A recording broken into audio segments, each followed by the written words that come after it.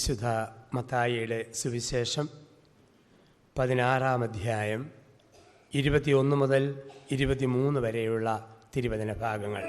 യേശു Caesarea ഫിലിപ്പിയിലെത്തി. അതിനുശേഷം അവരോട് പറഞ്ഞു, മനുഷ്യപുത്രൻ വളരെയേറെ സഹിക്കേണ്ടി വരുമെന്നും ജെറുസലേമിലേക്ക് പോകേണ്ടി വരുമെന്നും ശ്രേഷ്ഠന്മാരിൽ നിന്നും നിയമജ്ഞരിൽ നിന്നും സഹിക്കേണ്ടി വരുമെന്നും താൻ വധിക്കപ്പെടുമെന്നും എന്നാൽ 3-ാം ദിവസം ഉയർപ്പിക്കപ്പെടുമെന്നും ശിഷ്യന്മാരെ അറിയിച്ചു തുടങ്ങി. പത്രോസ് അവനെ മാറ്റി നിർത്തി തടസ്സം പറയുവാൻ തുടങ്ങി. ദൈവം കനിയട്ടെ, കർത്താവ്, ഇതൊരിക്കലും നിനക്ക് സംഭവിക്കാതിരിക്കട്ടെ. യേശു തിരിഞ്ഞ് പത്രോസിനോട് പറഞ്ഞു, സാത്താനെ, എൻ്റെ മുമ്പിൽ നിന്ന് പോകൂ, നീ എനിക്ക് പ്രതിബന്ധമാണ്. നിന്റെ ചിന്ത ദൈവീകമല്ല, മാനുഷികമാണ്. തിരുവചന ചിന്തകളിലൂടെ കടന്നു പോകുമ്പോൾ ദൈവമായ കർത്താവ് കുരിശിൻ്റെ അർത്ഥം തൻ്റെ മക്കളെ അടുക്കലിരുത്തി പഠിപ്പിക്കുകയാണ്. ഇവിടെ നമ്മൾ കാണുന്നു, യേശു ശിഷ്യന്മാരോട് പറയുകയാണ്, തനിക്ക് ജെറുസലേമിലേക്ക് പോകേണ്ടിയിരിക്കുന്നു. വേദപുസ്തകത്തിൽ ജെറുസലേം എന്ന് പറഞ്ഞാൽ സഹനത്തിൻ്റെ സ്ഥലം, മരണത്തിൻ്റെ സ്ഥലം, മഹത്വീകരണത്തിൻ്റെ സ്ഥലം. സഹിക്കുവാൻ, മരിക്കുവാൻ, മഹത്വപ്പെടുവാൻ ഞാൻ ജെറുസലേമിലേക്ക് പോകേണ്ടിയിരിക്കുന്നു. അത് കേട്ടപ്പോൾ പത്രോസ് മാറ്റി നിർത്തി തടസ്സം പറയാൻ തുടങ്ങി. കർത്താവേ, ഇതൊരിക്കലും നിനക്ക് സംഭവിക്കാതിരിക്കട്ടെ. നീ സഹിക്കാൻ പോകരുത്, നീ മരിക്കാൻ പോകരുത്. യേശു ഉടനെ പത്രോസിനെ വിളിച്ച വാക്ക് സാത്താനെ. സഹനത്തിലേക്ക്, കുരിശിലേക്ക് യേശുവിനെ തള്ളിവിട്ട യൂദാസിനെ വിളിച്ച വാക്ക് സ്നേഹിത. സഹിക്കാൻ പോകരുത് എന്ന് പറഞ്ഞ പത്രോസിനെ വിളിച്ച വാക്ക് സാത്താനെ. എന്താ അർത്ഥം? യേശുവിൻ്റെ വഴി കുരിശിൻ്റെ വഴിയാണ്, സഹനത്തിൻ്റെ വഴിയാണ്, പാടുപീഡകളുടെ വഴിയാണ്. അതിൽ നിന്നും മാറ്റാൻ ശ്രമിക്കുന്നത് തടസ്സമാണ്, പ്രതിബന്ധമാണ്. അത് സാത്താനാണ്. കുറുക്കു വഴി സാത്താൻ്റെ വഴി, കുരിശിൻ്റെ വഴി ക്രൈസ്തവൻ്റെ വഴി. അപ്പം നമ്മുടെയൊക്കെ വിളി കുരിശിൻ്റെ വഴിയിലേക്കുള്ള വിളിയാണ്. നമ്മളൊക്കെ സ്വീകരിച്ച ജ്ഞാനസ്നാനം അവനോടൊപ്പം സഹിക്കുവാനുള്ള ഒരു മാമോദീസയാണ്. അപ്പോൾ പത്രോസിനോട് പറയുന്ന വാക്കെന്താണ്? പത്രോസേ, നിന്റെ ചിന്ത ദൈവീകമല്ല, മാനുഷികമാണ്. കുരിശുകളും വേദനകളും സഹനങ്ങളും നമ്മുടെ ജീവിതത്തിൽ വരുമ്പോൾ 3 വിധത്തിൽ അതിനോട് നമുക്ക് പ്രതികരിക്കാം. 1 പൈശാചികം, 2 മാനുഷികം, 3 ദൈവീകം. സഹനങ്ങൾ, വേദനകൾ ദൈവം ജീവിതത്തിൽ അനുവദിച്ചു തരുമ്പോൾ ഇതിലേത് വിധത്തിലാണ് നമ്മൾ പ്രതികരിക്കുന്നത് എന്ന് ഒന്ന് പരിശോധിക്കുക. പൈശാചികം. എന്താണ് പൈശാചികം? ദൈവമേ, എന്നെ പീഡിപ്പിച്ചവൻ ഇടിവെട്ടി ചത്തുപോണേ, എന്നെ വേദനിപ്പിച്ച ആൾ വരുന്ന വഴിക്ക് വണ്ടി ഇടിച്ച് മരിക്കണേ, എന്നെ നൊമ്പരപ്പെടുത്തിയ ആൾ ഭൂമി വളർന്ന് പാതാളത്തിലേക്ക് ഇറങ്ങിപ്പോണേ, എന്നെ വേദനിപ്പിച്ചവർക്ക്, എന്നെ നൊമ്പരപ്പെടുത്തിയവർക്ക് നാശം വരണേ, തകർച്ച വരണേ, ശിക്ഷ വരണേ എന്ന് ഞാൻ ആഗ്രഹിക്കുമ്പോൾ എൻ്റെ ചിന്ത പൈശാചികം. 2 മാനുഷികം. എന്താണ് മാനുഷികം? സഹിക്കുകയല്ലാതെ വേറെ വഴിയൊന്നുമില്ലല്ലോ. ശത്രുക്കാർക്ക് പോലും ഇത് വരുത്താതിരുന്നാൽ മതിയായിരുന്നു, തന്നതല്ലേ, അനുഭവിക്കാതെ പറ്റുമോ? ഇങ്ങനെ അവതാ പറഞ്ഞുകൊണ്ട്, ദുഃഖം പറഞ്ഞുകൊണ്ട് സഹനങ്ങളെ സ്വീകരിക്കുമ്പോൾ അത് മാനുഷികം. 3 ദൈവീകം. എന്താണ് ദൈവീകം? എൻ്റെ ദൈവമേ, ഞാനൊരു തെറ്റും ചെയ്തിട്ടില്ല, പിന്നെ നീ എന്തിന് എനിക്ക് ഈ കുരിശ് തന്നു? എന്തുകൊണ്ട് നീ എനിക്ക് അനുവദിച്ചു തന്നു? ശാസ്ത്രത്തിൻ്റെ ചോദ്യം എങ്ങനെ? വിശ്വാസത്തിൻ്റെ ചോദ്യം എന്തുകൊണ്ട്? ശാസ്ത്രം ചോദിക്കും എങ്ങനെ ഈ രോഗം ദേഹത്ത് പിടിച്ചു? വിശ്വാസം ചോദിക്കും എന്തുകൊണ്ട് ഈ രോഗം ദൈവം എനിക്ക് തന്നു? യേശു കുരിശിൽ കിടന്ന് പറഞ്ഞത്, എൻ്റെ ദൈവമേ, എൻ്റെ ദൈവമേ, എങ്ങനെ ഞാൻ കുരിശേ കയറിയെന്നല്ല, പിന്നെയോ എന്തുകൊണ്ട് നീ എന്നെ ഉപേക്ഷിച്ചു? ജീവിതത്തിൽ ഓരോ തകർച്ചയും ഓരോ നൊമ്പരവും വരുമ്പോൾ ഇങ്ങനെ ഇരുന്ന് ഒരു സ്വയപരിശോധന നമ്മൾ നടത്തണം. എന്തുകൊണ്ട് ദൈവം എനിക്കിത് തന്നു? അങ്ങനെ ചിന്തിച്ചവർക്കൊക്കെ ദൈവം വളരെ നല്ല ഉത്തരങ്ങളെ കൊടുത്തിട്ടുള്ളൂ. വെല്ലൂർ ഹോസ്പിറ്റലിലെ ജൂനിയർ ഡോക്ടറായിരുന്ന കങ്ങഴ സ്വദേശിനി ഡോക്ടർ മേരി വർഗീസ്, അവർ പിക്നിക്ക് പോയ വണ്ടി മറിഞ്ഞ് അരക്കെട്ടിന് താഴത്തേക്ക് തളർന്നുപോയി. അനേക മാസങ്ങൾ കട്ടിലിൽ കിടന്നപ്പോൾ ഡോക്ടർ മേരി വർഗീസ് കട്ടിലിൽ കിടന്ന് ചോദിച്ച ചോദ്യമുണ്ട്, ക്രിസ്തുവേ, എൻ്റെ അരയ്ക്ക് താഴത്തേക്കുള്ള ചലനശക്തി നഷ്ടപ്പെടുത്തിയിട്ട് അരയ്ക്ക് മുകളിലേക്ക് ചലിപ്പിക്കാനുള്ള ശക്തി നീ എന്തിനാണ് എനിക്ക് തന്നത്? അപ്പോൾ അവൾക്ക് യേശു ഉത്തരം കൊടുത്തു, മോളെ, നിന്റെ അരയ്ക്ക് താഴത്തേക്കുള്ള ചലനശക്തിയല്ലേ നഷ്ടപ്പെട്ടിട്ടുള്ളൂ. അരയ്ക്ക് മുകളിൽ ചലിപ്പിക്കാൻ പറ്റുന്ന ശരീരഭാഗം കൊണ്ട് നീ ദൈവത്തെ മഹത്വപ്പെടുത്തണം. ധൈര്യം വീണ്ടെടുത്തു. സങ്കീർണങ്ങളായ ശസ്ത്രക്രിയകൾ അഭ്യസിച്ചു. ലോകപ്രശസ്ത അവാർഡുകൾ വെല്ലൂർ ഹോസ്പിറ്റലിലേക്ക് ആ തളർന്ന ഡോക്ടർ കൊണ്ടുവന്നു. ക്രിസ്തുവിനോട് ചേർന്നുള്ള ഒരു ബലം. തൃശ്ശൂരടുത്ത് മരത്താക്കര എന്ന സ്ഥലത്ത് സിസ്റ്റർ നോർബർട്ട് എന്ന് പറയുന്ന ഒരു സിസ്റ്റർ കഴിഞ്ഞ 4 പതിറ്റാണ്ടിലേറെ കാലമായിട്ട് തളർന്നു പോയവൾ അരയ്ക്ക് താഴത്തേക്ക്. കറങ്ങുന്ന ചക്രക്കസേരയിലിരുന്ന് അനേകർക്ക് ഉപദേശം കൊടുക്കുന്നു, മഠത്തിലെ ജോലികൾ നടത്തുന്നു, സന്തോഷത്തോടെ ഓടി നടക്കുന്നു. ക്രിസ്തുവിനോട് ചേർന്ന് സഹനത്തിൽ ഉത്തരം കിട്ടുന്നു. ശാലോൻ ടിവിയിൽ കഴിഞ്ഞ വർഷം ദുഃഖവെള്ളിയാഴ്ച ഒരു പ്രോഗ്രാം ഉണ്ടായിരുന്നു, എൻ്റെ ദുഃഖവെള്ളി. അതിൽ കണ്ടു വണ്ടി അപകടത്തിൽ അംഗവൈകല്യം സംഭവിച്ചവർ, തകർച്ചകളിൽ ഉറ്റവരും ഉടയവരും നഷ്ടപ്പെട്ടവർ തളരാതെ പതറാതെ ക്രിസ്തുവിനോട് ചേർന്ന് എങ്ങനെ പിടിച്ചു നിൽക്കുന്നു എന്നാണ്. ഇതാണ് പൗലോസിൻ്റെ വാക്ക്. ഫിലിപ്പ്യ ലേഖനം 4-ാം അധ്യായത്തിലെ 13-ാം തിരുവചനം. എന്നെ ശക്തനാക്കുന്ന ക്രിസ്തുവേശുവിൽ എനിക്കെല്ലാം സാധ്യമാണ്. എന്നെ ശക്തനാക്കുന്ന യേശു ക്രിസ്തുവിൽ എനിക്കെല്ലാം സാധ്യമാണ്. ഇതായിരുന്നു ആദിമസഭ. രക്തസാക്ഷികൾ വത്തിക്കാൻ്റെ വധക്കുന്നുകളിൽ, റോമിലെ ആംബി തിയേറ്ററുകളിൽ ക്രൂരമൃഗങ്ങൾ ആദ്യം ക്രൈസ്തവരുടെ പച്ചമാംസം കടിച്ചു പറിച്ചപ്പോൾ, തിളച്ചു മറിയുന്ന എണ്ണയിൽ ക്രൈസ്തവ മാംസം വറുത്തെടുക്കപ്പെട്ടപ്പോൾ ആ വേദനയുടെ നടുവിൽ കിടന്നും അവർ പറഞ്ഞു, എൻ്റെ ക്രിസ്തുവിൽ എനിക്കെല്ലാം സാധ്യമാണ്. ഇതാണ് സഹനത്തെ ആദിമസഭ കണ്ട രീതി, സഹനത്തെ ക്രിസ്തു പഠിപ്പിച്ച രീതി. ഇന്ന് നമുക്കുകൊണ്ട് സഹനം. ഓരോ പ്രായത്തിൽ ഓരോ രീതിയിലാണ് നമ്മുടെ സഹനങ്ങളെന്ന് മാത്രം. ഓരോരോ കാലങ്ങളിൽ ഓരോരോ രീതികളിൽ നമുക്ക് സഹനം വന്നുകൊണ്ടിരിക്കും. കുട്ടിക്കാലത്തെ എൻ്റെ ഏറ്റവും വലിയ സഹനമായിരുന്നു ചായക്കടയിലെ ചില്ലലമാരിയിൽ പലഹാരം കാണുമ്പോൾ വായിൽ നയാഗ്ര വെള്ളച്ചാട്ടം. അതായിരുന്നു അന്നത്തെ സഹനം. പരിപ്പ് വട, ബോണ്ട, ഉഴുന്നുവട, പഴംപൊരി, പാലപ്പം ഇതൊക്കെ കാണുമ്പം അത് മേടിക്കാൻ അന്ന് 50 പൈസ കയ്യിലില്ലായിരുന്നു. ഇതായിരുന്നു അന്നത്തെ സഹനം. ഒരു ചെറിയ തട്ടുകട മേടിക്കാനുള്ള കാശ് കഷ്ടപ്പെട്ട് ഉണ്ടാക്കിക്കൊണ്ട് വന്നപ്പം ഒന്നും കഴിക്കാൻ മേല എന്നുള്ള സഹനം. ഡോക്ടർ കയ്യെ പിടിച്ച് ചോദിക്കുന്നു, അച്ഛാ പഞ്ചാരയുണ്ടോ, പാമോയിലുണ്ടോ, മണ്ണെണ്ണയുണ്ടോ, ബാങ്കി ബാലൻസ് ഉണ്ടോ? ഇനി ഭക്ഷണം കഴിക്കാനും കുഴപ്പമില്ല, കാശിനും കുഴപ്പമില്ല. അപ്പോഴാണ് മോൻ പോയി ഒരു മുതുപണ്ടാരത്തെ കെട്ടിക്കൊണ്ട് വരുന്നു. അല്ലെങ്കിൽ മോള് ഒരുത്തിൻ്റെ പുറകെ ഒറ്റ ഓട്ടം. അല്ലെങ്കിൽ ആരെയും ഒരു കമൻ്റ് അങ്ങ് പറഞ്ഞു. ഏതെങ്കിലും ഒരു കുരിശ് നമുക്കെല്ലാവർക്കും ഉണ്ട്. നമ്മൾ ഇഷ്ടപ്പെട്ടാലും ഇല്ലെങ്കിലും ഈ ലോകം ഒരു വലിയ കുരിശാണ്. അതുകൊണ്ടാണ് പൗരസ്ത്യ സഭാപിതാവായ വിശുദ്ധ എപ്രയം പറയും, ലോകത്ത് നോക്കുന്നിടത്തെല്ലാം കുരിശിൻ്റെ മുദ്രകളാണ്. മനുഷ്യൻ കൈവിരിച്ച് പിടിച്ചാൽ അത് കുരിശിൻ്റെ ഷേപ്പ്. ആകാശത്തിലൂടെ പക്ഷി ചിറക് വിരിച്ച് പറക്കുമ്പോൾ അതിന് കുരിശിൻ്റെ ഷേപ്പ്. കർഷകൻ നെൽപ്പാടത്ത് കലപ്പ കൊണ്ട് ഉഴുതുമറിക്കുമ്പോൾ അവൻ കലപ്പ കൊണ്ട് ഭൂമിയിൽ കുരിശടയാളങ്ങൾ ഇട്ടിട്ട് പോകുന്നു. എവിടെ നോക്കിയാലും കുരിശിൻ്റെ മുദ്രകളും കുരിശിൻ്റെ ഷേപ്പുകളും ഉണ്ട്. നമ്മൾ ദിവസവും കർത്താവലമാലാഖ ചെല്ലും. കർത്താവലമാലാഖ ചെല്ലുമ്പോൾ അവസാനം ചെല്ലുന്ന പ്രാർത്ഥനയുണ്ട്. അതാണ് ഈശോമിശിഹായുടെ വാഗ്ദാനങ്ങൾക്ക് ഞങ്ങൾ യോഗ്യരാകാൻ. എന്നാ ഓർത്തുകൊണ്ടാണോ നമ്മളത് പ്രാർത്ഥിക്കുന്നത്? ഈശോമിശിഹായുടെ വാഗ്ദാനം എന്താ? ഈ ലോകത്തിൽ പീഡകളും കുരിശുകളും, വരാനിരിക്കുന്ന ജീവിതത്തിൽ നിത്യമായ സൗഭാഗ്യവും. മർക്കോസിന്റെ സുവിശേഷം 10-ാം അധ്യായത്തിൽ 30-ാം തിരുവചനത്തിൽ നമ്മൾ വായിക്കുന്നു, ഈ ലോകത്തിൽ പീഡകളും കുരിശുകളും, വരാനിരിക്കുന്ന ജീവിതത്തിൽ നിത്യമായ സന്തോഷവും. അതാണ് ഈശോമിശിഹായുടെ വാഗ്ദാനം എന്ന് നമ്മൾ അറിയുന്നു. ഇപ്പം നമ്മൾ ഓരോ ദിവസവും അത് ചോദിച്ച് മേടിക്കുകയാണ്. കുരിശുകളെ തരണേ. തന്നു കഴിയുമ്പോഴോ അസാധ്യ കാര്യങ്ങളുടെ മധ്യസ്ഥയിലേക്ക് തപ്പി നമ്മൾ പോകും, ഇതൊന്ന് എടുത്തു മാറ്റിക്കോണേ എന്ന് പറയാനായിട്ട്. പള്ളിയിൽ വെച്ച് നമ്മൾ പ്രാർത്ഥിക്കും, കരങ്ങൾ വിരിച്ചു പിടിച്ച്, ഒരുക്കി എന്നെ നീ വാർത്തെടുക്കൂ. ദൈവം പ്രാർത്ഥന കേൾക്കും.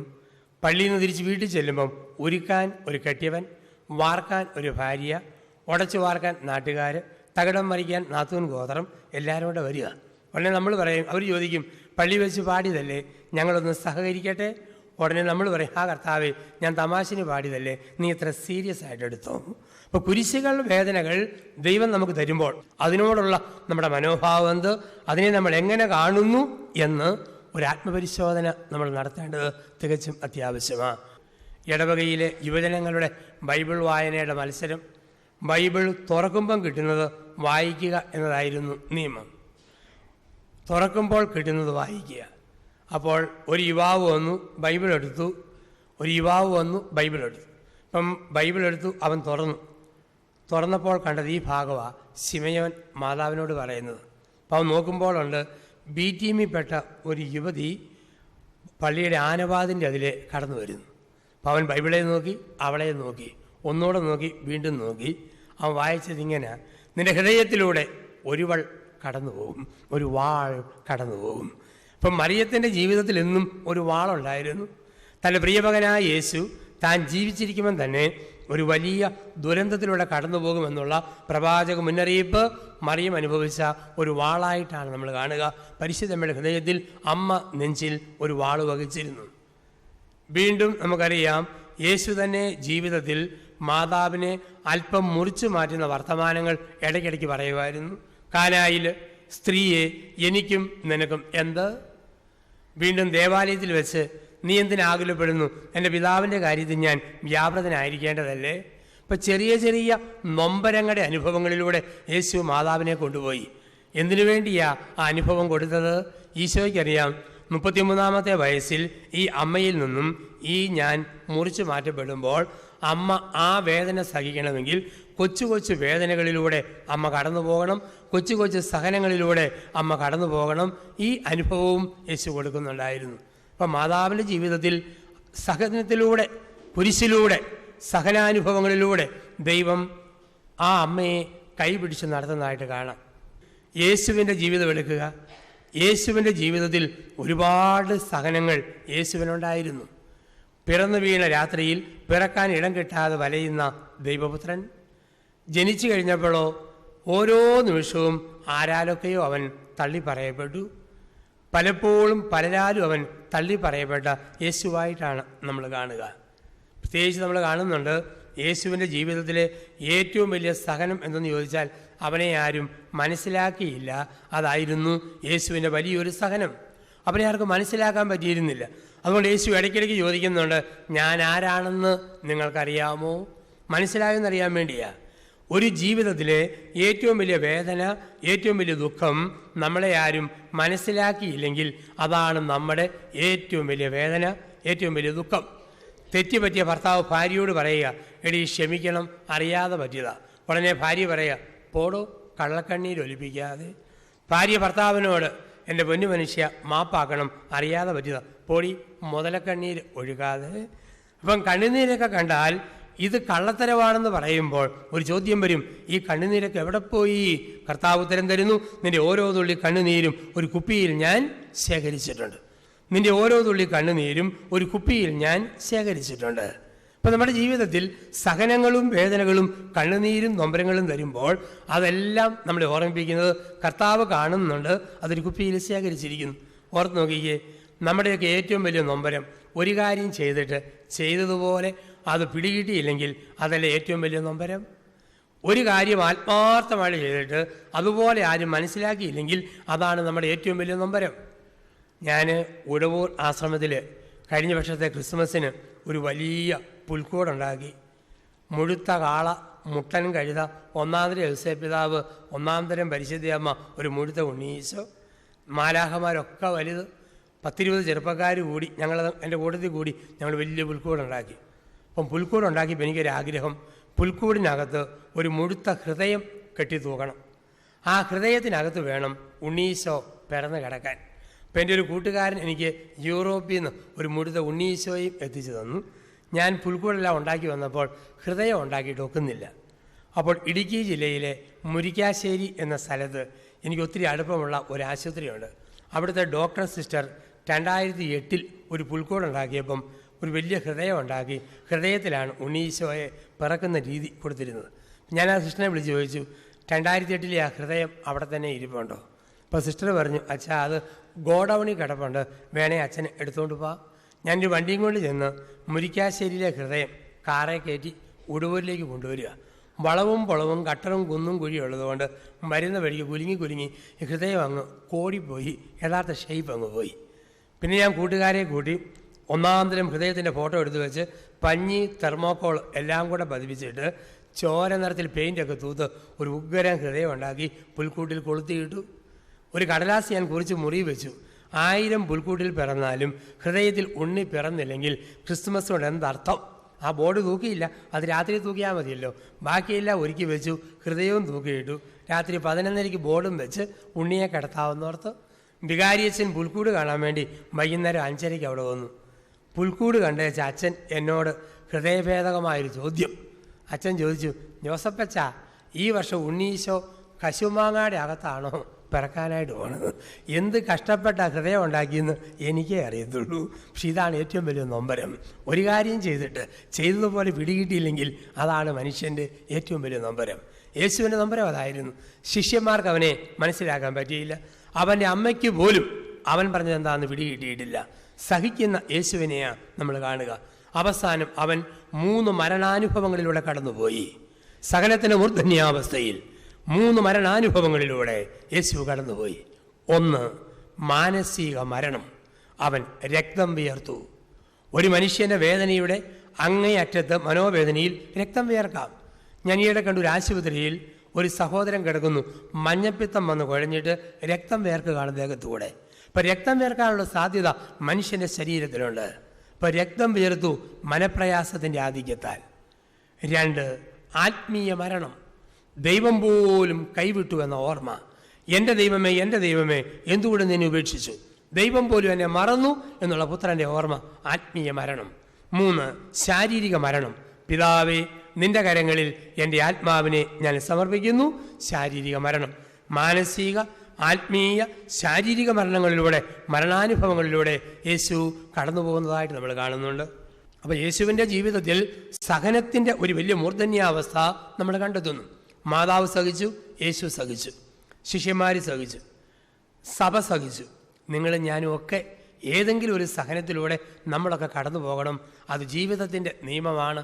മനുഷ്യനായിട്ട് ഈ മർത്യ ശരീരത്തിൽ, ഈ ഭൂമിയിലെ താൽക്കാലിക കൂടാരത്തിൽ, ഈ ലോക പ്രയാണത്തിൽ നമ്മളായിരിക്കുന്ന കാലത്തോളം ഏതെങ്കിലും സഹനങ്ങളിലൂടെ നമ്മൾ കടന്നുപോയേ പറ്റൂ. സഹനമില്ലാതെ കിരീടമില്ല, സഹനമില്ലാതെ സമ്മാനവുമില്ല. എൻ്റെ ജീവിതത്തിൽ ഞാൻ ഏറ്റവും വലിയ സഹനം കണ്ടിട്ടുള്ളത് യേശുവിൻ്റെയും മാതാവിൻ്റെയൊക്കെ കഴിഞ്ഞാൽ പിന്നെ എൻ്റെ അപ്പൻ്റെയും അമ്മയുടെയും ജീവിതത്തിലാണ്.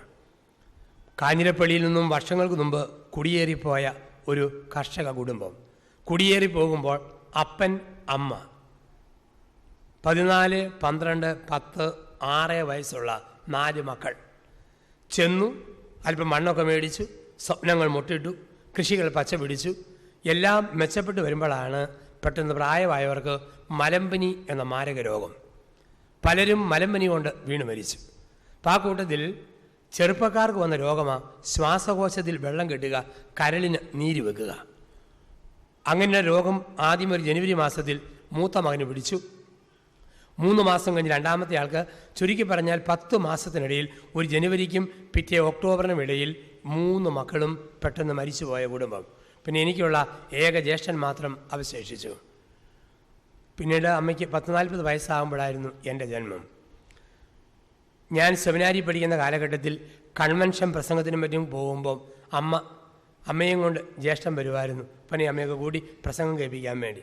ആൾക്കാരൊക്കെ പ്രസംഗം കേട്ട് എന്തെങ്കിലുമൊക്കെ കയ്യെ പിടിച്ച് നല്ലത് പറഞ്ഞാൽ എൻ്റെ അമ്മ എന്നോട് പറയുമായിരുന്നു, മോനെ അധികം ഞെളിഞ്ഞേക്കരുത്, 3 മാലാഖ പിള്ളേർ മോൻ്റെ മുന്നേ പോയതുകൊണ്ടാണ് ഇന്നിങ്ങനെയൊക്കെ കാണുക. ഞാൻ അച്ഛനായി കണ്ടിട്ട് എനിക്ക് മരിച്ചാൽ മതി, അതിനുവേണ്ടി ഞാൻ ജീവിക്കുക. എൻ്റെ പൗരോഹിത്യ സ്വീകരണം കഴിഞ്ഞ് 2 വർഷം കഴിഞ്ഞായിരുന്നു അമ്മയുടെ മരണം. അപ്പോൾ അപ്പനും ജ്യേഷ്ഠനും കുടുംബമൊക്കെ ആയിട്ട് അവർ വലിയ തോവാളയിൽ താമസിക്കുന്നു. അപ്പം എനിക്ക് ഈ അമ്മയുടെയൊക്കെ ജീവിതത്തിലേക്ക് നോക്കുമ്പം എനിക്കുള്ള വലിയൊരു ഉറപ്പുണ്ട്. എന്താണ് ആ ഉറപ്പെന്ന് ചോദിച്ചാൽ അതിങ്ങനെയാണ്: രാത്രി എത്ര നീണ്ടതാണെങ്കിലും അവസാനം ഒരു പ്രഭാതമുണ്ടാകും. യാത്ര എത്ര നീണ്ടതാണെങ്കിലും അവസാനം ഒരു ലക്ഷ്യമുണ്ടാകും. സഹനം എത്ര വലുതാണെങ്കിലും സഹനത്തിന് ദൈവം ഒരുക്കുന്ന ഒരു സമ്മാനമുണ്ട്. കാരണം ദൈവം പ്രപഞ്ചത്തിൽ ഒരു നിയമം വെച്ചിട്ടുണ്ട്. എന്താണ്? ഒന്നിൽ അതിൻ്റെ മറുപുറം ഒളിപ്പിച്ചു വെക്കുന്നവനാണ് ദൈവം. ഒന്നിൽ അതിൻ്റെ മറുപുറം ഒളിപ്പിച്ചു വെക്കുന്നവനാണ് ദൈവം. ഉദാഹരണം, അനങ്ങാത്ത മുട്ടയ്ക്കകത്ത് ആടുന്ന മയിലിനെ ദൈവം ഒളിപ്പിച്ചിട്ടുണ്ട്. ഉണക്ക വിത്തിൽ പച്ച മരത്തെ അവിടുന്ന് മറച്ചിട്ടുണ്ട്. കളിമണ്ണിൽ ഒരു മൺകലത്തെ അവിടുന്ന് ഒളിപ്പിച്ചിട്ടുണ്ട്. എങ്കിൽ എൻ്റെ സഹനത്തിൽ ഒരു സമ്മാനം, എൻ്റെ കുരിശിൽ ഒരു കിരീടം അവിടുന്ന് മറച്ചു വെക്കും. അനങ്ങാത്ത മുട്ടയിൽ ആടുന്ന മയിലിനെ ഒളിപ്പിച്ചവൻ, ഉണക്കവിത്തിൽ പച്ച മരത്തെ ഒളിപ്പിച്ചവൻ, കളിമണ്ണിൽ കലത്തെ ഒളിപ്പിച്ചവൻ എൻ്റെ സഹനത്തിൽ, എൻ്റെ വേദനയിൽ ഒരു വലിയ സമ്മാനവും എനിക്കായിട്ട് ഒരുക്കുന്നുണ്ട്. ആ ഒരു ചിന്ത നമ്മുടെ ജീവിതത്തെ ബലപ്പെടുത്തണം. എവിടെല്ലാം സഹനമുണ്ടോ അവിടെയെല്ലാം ദൈവം ഒരുക്കുന്ന ഒരു കിരീടവുമുണ്ട്. അത് പ്രപഞ്ച സത്യമല്ലേ? പഴയ നിയമത്തിൽ സഹനത്തിൻ്റെ ഒരു വലിയ മനുഷ്യനെ കാണാം, ജോബ്. ജോബിൻ്റെ പുസ്തകത്തിൻ്റെ 34 അധ്യായം മുതൽ സഹിക്കുന്ന ജോബിനെയാണ് കാണുക. പൗരസ്ത്യ ദേശത്തെ സമ്പന്നനായിരുന്നു ജോബ്. ആടുമാടുകളും സ്ഥലവും സകലവിധ സൗകര്യങ്ങളും സംവിധാനങ്ങളും ഒക്കെയുള്ളവൻ ജോബ്. പക്ഷെ ആ ജോബിനെ ദൈവം ഒന്ന് പരീക്ഷിച്ചു. ആടുമാടുകൾ ചത്തൊടുങ്ങി, മക്കൾ മരിച്ചു വീണു, കൃഷികൾ നശിച്ചു പോയി. അവസാനം 2 കൂട്ടർ ശേഷിച്ചു, ജോബിൻ്റെ ഇടത്തും വലത്തും മിസ്സിസ് ജോബും 3 കൗൺസിലേഴ്സും. അവർ പോലും പറഞ്ഞു, ദൈവത്തെ ശപിച്ചിട്ട് നീ മരിക്ക്, ദൈവത്തെ ശപിച്ചിട്ട് നീ മരിക്ക്. എന്നിട്ട് പറഞ്ഞു, അപ്പോൾ ജോബ് തിരിച്ചും മറിഞ്ഞും കിടന്ന് ചോദിച്ചു, ദൈവമേ നീ എന്തുകൊണ്ടാണ് എനിക്ക് ഇത്രയും വലിയ സഹനം തന്നത്? ദൈവമേ നീ എന്തുകൊണ്ടാണ് എനിക്ക് ഇത്രയും വലിയ സഹനം തന്നത്? ദൈവം ഉത്തരവൊന്നും കൊടുത്തില്ല. ഏതാനും മറുചോദ്യം ചോദിച്ചു, ജോബിനെ ശാന്തനാക്കി. കാട്ടിൽ ആട് പ്രസവിക്കുന്നത് എങ്ങനെയാ? കഴുകൻ പറക്കുന്ന ആകാശപാത എങ്ങനെയാ? മഞ്ഞുരുകുന്ന പൊരുളെങ്ങനെ? ഇങ്ങനെയൊക്കെ ചോദിച്ച് ദൈവം അങ്ങ് നിർത്തി. അവസാനം ജോബിന് ഒരു കാര്യം പിടികിട്ടി, മനുഷ്യൻ്റെ ഉത്തരങ്ങളെക്കാൾ വലുത് ദൈവത്തിൻ്റെ ചോദ്യങ്ങളാണ്. തിരിഞ്ഞും മറിഞ്ഞും കിടക്കുന്ന ജോബ് ദൈവത്തോട് ചോദ്യം ചോദിച്ചു. അവസാനം ജോബ് പറയുന്നുണ്ട്, എന്തുകൊണ്ടാണ് ദൈവം എനിക്ക് സഹനം അനുവദിക്കുന്നതെന്ന് എനിക്ക് അറിഞ്ഞുകൂടാ. പക്ഷെ ഒരു കാര്യം അറിയാം, എൻ്റെ സമ്പത്തിൽ സന്നിഹിതനായ ദൈവം എൻ്റെ സഹനത്തിലും സന്നിഹിതനാണ്. എൻ്റെ സമ്പത്തിൽ സന്നിഹിതനായ ദൈവം എൻ്റെ സഹനത്തിലും സന്നിഹിതനാണ് എന്ന് പറഞ്ഞാൽ 5 ലക്ഷം രൂപ വെറുതെ കയ്യിലിരുന്നപ്പോൾ എന്നിൽ സന്നിഹിതനായ ദൈവം 10 ലക്ഷത്തിൻ്റെ കടബാധ്യതയുടെ സമയത്തും സന്നിഹിതനാണ്. ഏറ്റവും നല്ല പേരുള്ളപ്പോൾ സന്നിഹിതനായ ദൈവം ഒരു പേരുമില്ലാതെ വരുമ്പോഴും സന്നിഹിതനാണ്. 22-ാം വയസ്സിലെ രക്തത്തിളപ്പിൽ എന്നിൽ സന്നിഹിതനായ ദൈവം 78-ാം വയസ്സിലെ വാർദ്ധക്യത്തിലും എന്നിൽ സന്നിഹിതനാണ്. ആ ബോധ്യത്തിൽ ജോബ് പറഞ്ഞു, ദൈവം തന്നു, ദൈവം എടുത്തു, ദൈവത്തിന് തിരുനാമത്തിന് സ്തുതി. ദൈവം തന്നു, ദൈവം എടുത്തു, ദൈവത്തിന് തിരുനാമത്തിന് സ്തുതി. ഇതായിരുന്നു ജോബിൻ്റെ ബോധ്യം. ഇപ്പം നമ്മുടെയൊക്കെ ജീവിതത്തിൽ സഹനത്തിൻ്റെ ഒരുപാട് അവസരങ്ങൾ ദൈവം നമുക്കും തരുന്നുണ്ട്. ജീവിതയാത്രയിൽ ബുദ്ധി കൊണ്ടും യുക്തി കൊണ്ടും ചിന്തിച്ചാൽ നമ്മുടെ ഒന്നും സഹനത്തിന് യാതൊരു ഉത്തരവില്ല. ബുദ്ധി കൊണ്ടും യുക്തി കൊണ്ടും ചിന്തിച്ചാൽ. പക്ഷേ വിശ്വാസത്തിൻ്റെ വെളിച്ചത്തിൽ നോക്കുമ്പം സഹനത്തിന് ഉത്തരവുണ്ട്. ഒരു തെറ്റും ചെയ്യാത്തവൻ 33-ാമത്തെ വയസ്സിൽ കാൽവരി കുരിശിൽ മരിച്ചെങ്കിൽ ഒരു തെറ്റും ചെയ്യാതെ നമ്മൾ ലോകപാപത്തിൻ്റെ പരിഹാരത്തിന് വേണ്ടി ഈ ദേഹത്ത് ഓർക്കാപ്പുറത്ത് രോഗം വഹിക്കേണ്ടി വരും. ഓർക്കാപ്പുറത്ത് മരണത്തിന് കീഴടങ്ങേണ്ടി വരും. ഓർക്കാപ്പുറത്ത് തകർച്ചകളിലൂടെ കടന്നു പോകേണ്ടി വരും. കാരണം എവിടെയൊക്കെയോ പാപങ്ങളുള്ളപ്പോൾ അതിൻ്റെ പ്രത്യാഘാതം ഒന്നും അറിയാത്ത മനുഷ്യരും സ്വന്തം ശരീരത്തിൽ വഹിക്കണം. നിർമ്മലനായവൻ, നിഷ്കളങ്കനായവൻ ലോകത്തിൻ്റെ പാപത്തിൻ്റെ പരിഹാരത്തിനു വേണ്ടി സ്വന്തം ശരീരത്തിൽ, സ്വന്തം ജീവിതത്തിൽ കുരിശുകൾ വഹിച്ചെങ്കിൽ, ശിരസിൽ മുൾക്കിരീടം അണിഞ്ഞെങ്കിൽ ഗുരുവിനേക്കാൾ വലിയ ശിഷ്യനില്ല, യജമാനേക്കാൾ വലിയ ഭൃത്യനുമില്ല. നമുക്കുമുണ്ട് ഈ കുരിശിൻ്റെ സഹന സ്നാനാനുഭവങ്ങൾ. ഇതിലൂടെ നമ്മൾ കടന്നുപോയേ പറ്റൂ. ഒറ്റപ്പുത്രൻ വണ്ടി അപകടത്തിൽ മരിക്കുമ്പോൾ എന്നാ ഉത്തരവാ പറയാനുള്ളത്? ഒറ്റപ്പുത്രൻ മോട്ടോർ സൈക്കിൾ അപകടത്തിൽ മരിക്കുമ്പം എന്ത് ഉത്തരവാണ് നമുക്ക് പറയാനുള്ളത്? ഒരു ഉത്തരം നമുക്ക് പറയാനില്ല. ഭാര്യ ആദ്യ പ്രസവത്തോടെ തളർന്നുപോയി. ഉണ്ടായ 2 കുഞ്ഞുങ്ങൾ മന്ദബുദ്ധികൾ. ഓർക്കാപ്പുറത്ത് കൃഷിനാശം, ദുരന്തം, മാരക രോഗം. ഭർത്താവ് 50-ന് മുമ്പ് അറ്റാക്കിന് വിധേയനാകുന്നു. കുടുംബത്തിൽ തകർച്ചകൾ സംഭവിക്കുന്നു. ബുദ്ധി കൊണ്ടും യുക്തി കൊണ്ടും ഉത്തരവില്ല. ഇത്രയും പേര് ഈ പള്ളിക്കകത്തിരിപ്പുണ്ട്. ബുദ്ധി കൊണ്ടും യുക്തി കൊണ്ടും ചിന്തിച്ചാൽ നമ്മുടെ ശരീരത്തെക്കുറിച്ച് പോലും നമുക്ക് വല്ല ഉത്തരവുണ്ടോ? വെറുതെ എല്ലാവരും ഒന്ന് ഓർത്ത് നോക്കിക്കേ. ജനിച്ചപ്പോൾ ദൈവം നമുക്ക് എല്ലാ അവയവങ്ങളും തന്നു, ഒരെണ്ണം ഒഴികെ. കണ്ണു തന്നു, മൂക്ക് തന്നു, ചെവി തന്നു, വാ തന്നു, വയറ് തന്നു, കൈ തന്നു, കാല് തന്നു. പക്ഷെ ജനിച്ചപ്പം ദൈവം നമുക്ക് തരാത്ത ഒറ്റ അവയവമേ ഉള്ളൂ, അതാണ് പല്ല്. ജനിച്ചപ്പം വായിൽ പല്ലില്ല. 2 വയസ്സായപ്പോൾ മുല്ലപ്പൂ മുട്ട് പോലെ, കുമ്പളങ്ങ കുരു പോലെ വായിക്കകത്ത് പല്ല് വന്ന് നകുന്നു. 5ഓ 6ഓ വയസ്സായപ്പം കൈ പറഞ്ഞില്ല, കാല് പറഞ്ഞില്ല, വായിലെ പല്ല് പറഞ്ഞു പോയി. പിന്നെ നല്ല വീതിയുള്ള പലകപ്പല്ല് മത്തങ്ങാക്കുരു പോലെ വായിക്കകത്ത് വീണ്ടും വന്ന് നകുന്നു. 70 വയസ്സാകുമ്പം മുടി നരയ്ക്കത്തേ ഉള്ളൂ, തൊലിക്ക് ചുളിവ് വീഴത്തേ ഉള്ളൂ, പലരുടെയും പല്ല് മൂടോടെ പറഞ്ഞു പോകുന്നു. ചില ആൾക്കാർക്ക് ജീവിതകാലം മുഴുവൻ മോണയ്ക്ക് പഴുപ്പ്, പല്ലിന് പുളിപ്പ്, ലഡു കണ്ട തരിപ്പ്, കുലുകുഴിഞ്ഞ മരപ്പ്, ആകപ്പാടെ പുളിപ്പോട് പുളിപ്പ്. പലരും എന്ന് പറയും, എൻ്റെ യോസപ്പച്ച വല്ലാത്ത പല്ലുവേദന, അച്ഛന് കാര്യമായിട്ട് ഒന്ന് പ്രാർത്ഥിക്കണം. പിന്നെ പല്ലായതുകൊണ്ട് കൈവച്ച് പ്രാർത്ഥിക്കാൻ പറയുകയില്ല, ദൂരെ നിന്ന് പ്രാർത്ഥിക്കണം. പലപ്പോഴും ഞാനിങ്ങനെ പ്രാർത്ഥിക്കാനിരിക്കുമ്പോൾ ഓർക്കും, ദൈവമായ കർത്താവേ, നീ എൻ്റെ വിരലിലെ നഖം നീട്ടി തരുമ്പോൾ ഞാൻ നഖം വെട്ടി വെച്ച് നെയിൽ കട്ടർ വെച്ച് ടിപ്പ് ടോപ്പാക്കി വെട്ടി നിർത്താറുണ്ട്. ഇതുപോലെ കേടും പോടും പൊത്തും പുളിപ്പുമുള്ള സകലമാന പല്ല് നീ നീട്ടി താഴോട്ട് വിടാമെങ്കിൽ ഒരു പല്ലുവെട്ടി വെച്ച് ടിപ്പ് ടോപ്പാക്കി വെട്ടി നിർത്താം. പലപ്പോഴും ഓർത്തിട്ടുണ്ട്, പക്ഷെ ഇന്ന് വരെ സംഭവിച്ചിട്ടില്ല. ഉത്തരം കിട്ടാത്ത ചോദ്യമായി വായിലെ പല്ല് ഇങ്ങനെ നിൽക്കുക. മനുഷ്യന് ഉത്തരവില്ലാത്ത ചോദ്യമായി വായിലെ പല്ലിങ്ങനെ നിൽക്കുന്നു. ഒരിക്കൽ ഒരു ദന്ത ഡോക്ടറോട് ഞാൻ ചോദിച്ചു, മനുഷ്യൻ ജനിക്കുമ്പം പല്ലില്ല, പിന്നെ കിളിർക്കുന്നു പറയുന്നു, പിന്നെ മുളയ്ക്കുന്നു, ഇതിന് രഹസ്യവശം വല്ലതും ഉണ്ടോ? ഡോക്ടർ പറഞ്ഞു, പൊന്നി യോസപ്പച്ച, ഇതുകൂടി കുഴയ്ക്കുന്ന ചോദ്യം എന്നോട് ചോദിച്ചേക്കല്ല്. പറിക്കാൻ പറഞ്ഞാൽ പറിക്കും, വെക്കാൻ പറഞ്ഞാൽ വെക്കും, അടയ്ക്കാൻ പറഞ്ഞാൽ അടയ്ക്കും, മറ്റൊന്നും എനിക്കറിയത്തില്ല. അപ്പം ആർക്കും ഉത്തരവില്ല നമ്മുടെ ജീവിതത്തിൽ. ഒന്നിനെക്കുറിച്ചും നമുക്ക് ഉത്തരവില്ലെന്ന് വരിയിൽ കുരിശുകളെക്കുറിച്ചും വേദനകളെക്കുറിച്ചും നൊമ്പരങ്ങളെക്കുറിച്ചും മാനുഷിക ബുദ്ധിയിൽ നമുക്ക് ഉത്തരങ്ങളില്ല. ദൈവത്തോട് ചേർന്ന് വെച്ച് സഹനങ്ങളെ നമ്മൾ കാണുക, അങ്ങനെ സഹനത്തെ രക്ഷാകരമാക്കി മാറ്റുക.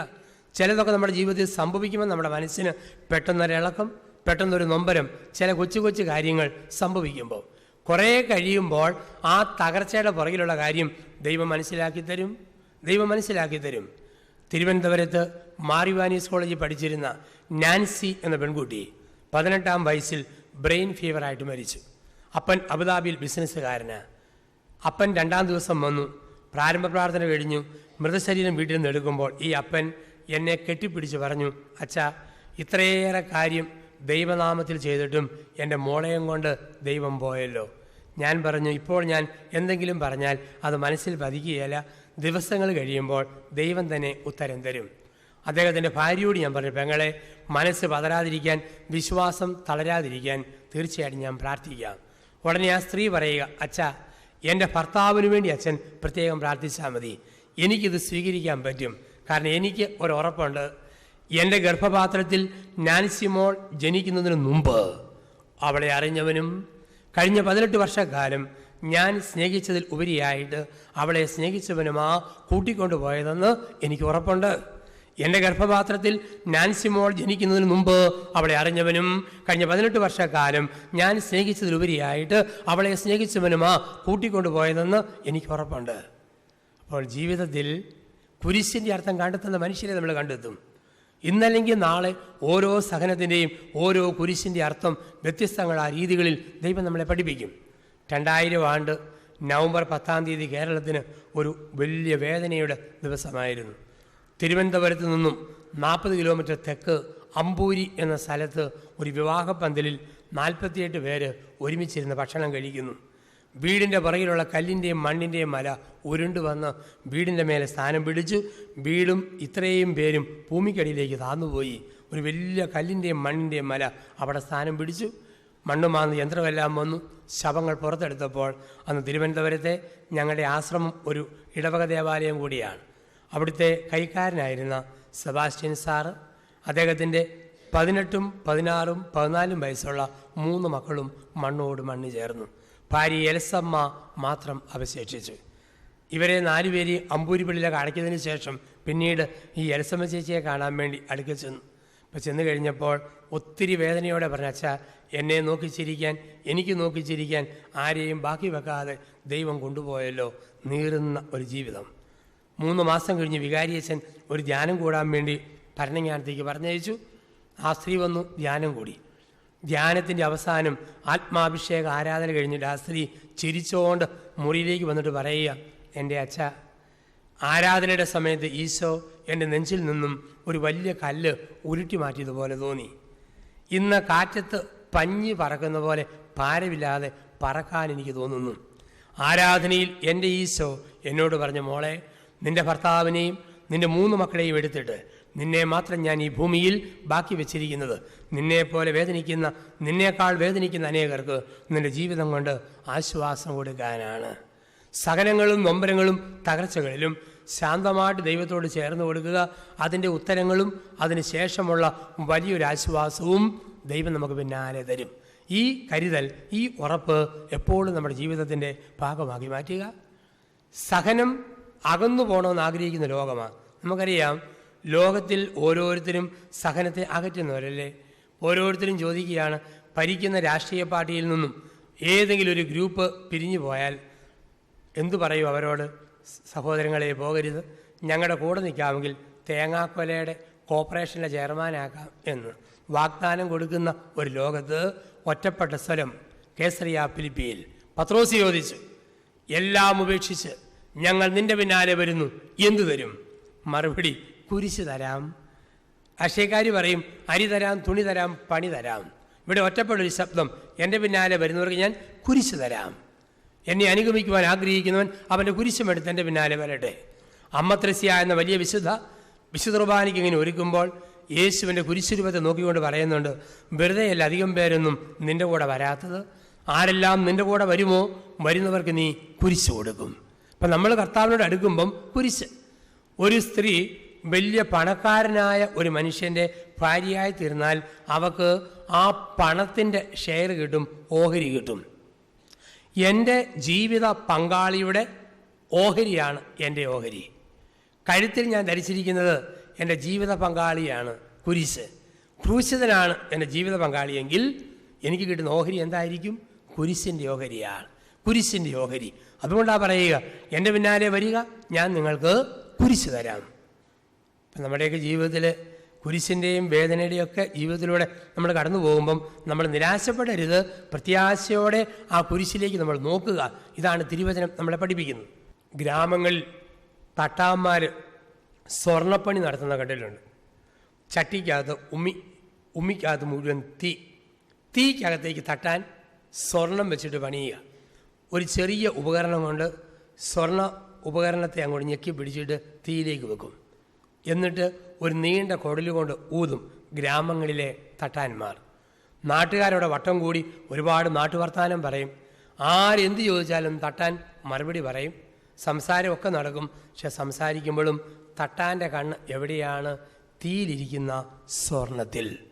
ദൈവം എല്ലാ കാര്യങ്ങളും ചെയ്യുമ്പോഴും ദൈവത്തിൻ്റെ കണ്ണ് എവിടെയാണ്? സഹിക്കുന്ന ആത്മാവിൽ.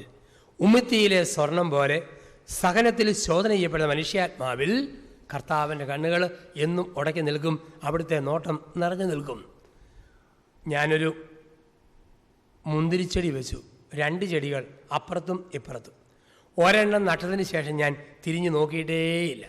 അത് കാട്ടുമുന്തിരിയായിട്ട് പടർന്ന് പന്തലിച്ച് ഇങ്ങനെ അങ്ങ് കടന്നു. വേറൊരെണ്ണത്തിൻ്റെ ചോടി ഞാൻ കോഴിച്ചോര ഒഴിച്ചു കൊടുത്തു, ശരിക്കും വളമിട്ട് കൊടുത്തു, വെട്ടി നിർത്തിക്കൊണ്ടിരുന്നു. ഏത് മുന്തിരിയുടെ ചോട്ടിലാണ് തോട്ടക്കാരൻ്റെ സാന്നിധ്യം? കാട്ടുമുന്തിരിയായിട്ട് വിട്ടതിൻ്റെ ചോട്ടിലല്ല, വെട്ടി ഒരുക്കുന്ന മുന്തിരിച്ചെടിയുടെ ചുവട്ടിലാണ് തോട്ടക്കാരൻ്റെ സാന്നിധ്യം.